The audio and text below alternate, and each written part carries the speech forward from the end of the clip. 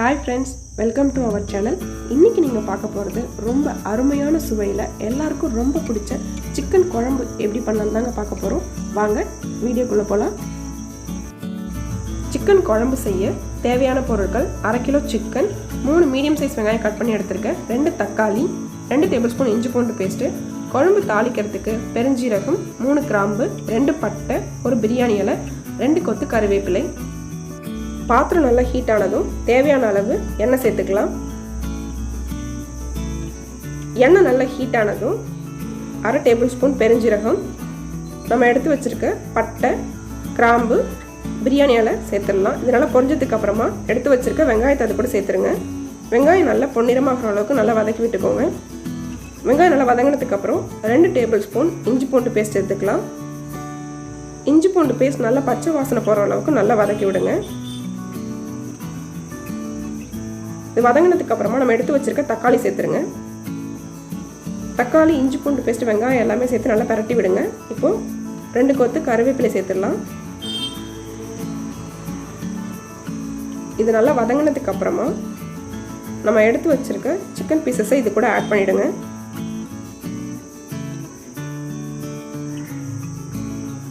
இப்போது ஒரு packet chicken masala தூள், ஒரு பாக்கெட் கரம் மசாலா,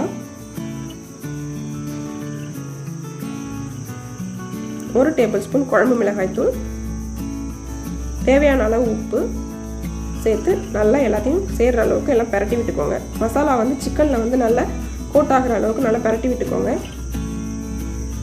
இது ஒரு 2 நிமிஷம் உங்களுக்கு தண்ணி ஊற்றாமல் எண்ணெயில் நல்லா வேகட்டும். அப்போ தான் உங்களுக்கு சிக்கனில் உங்களுக்கு நல்லா மசாலா பிடிக்கும்.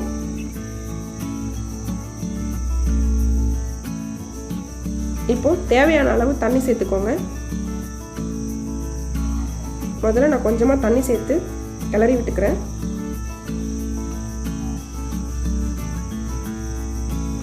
உங்களுக்கு தேவைக்கு எந்த அளவுக்கு உங்களுக்கு குழம்பு தேவைப்படுதோ அந்த அளவுக்கு, கெட்டியாக வேணுமோ தண்ணி வேணுமோ அந்த அளவுக்கு நீங்கள் தண்ணி சேர்த்துக்கோங்க. நான் இன்னும் கொஞ்சம் இப்போ தண்ணி ஆட் பண்ணிக்கிறேன். இன்னும் கொஞ்சம் தண்ணி சேர்த்து கிண்டி விட்டு மூடி போட்டு ஒரு 15 நிமிஷம் குழம்பு நல்லா கொதிக்க விட்டுடலாம். ஸோ இப்போ ஓப்பன் பண்ணி பார்க்கலாம். குழம்பு நல்லா கொதிச்சிட்ருக்கு.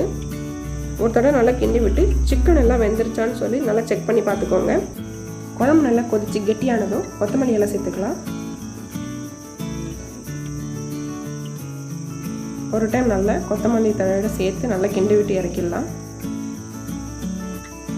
பாருங்கள் ஃப்ரெண்ட்ஸ், ரொம்ப அருமையான சுவையில் சிக்கன் குழம்பு ரெடி பண்ணியாச்சு. இந்த டிஷ்ஷை நீங்களும் கண்டிப்பாக ட்ரை பண்ணி பாருங்கள்.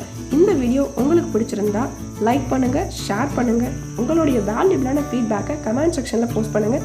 மறக்காமல் நம்ம சேனலை சப்ஸ்கிரைப் பண்ணிவிடுங்க. பக்கத்தில் இருக்கிற பெல் பட்டனை ப்ரெஸ் பண்ணிவிடுங்க. அப்போ தான் நம்ம போடுற அடுத்தடுத்த வீடியோ உங்களுக்கு நோட்டிஃபிகேஷனில் வரும். நன்றி.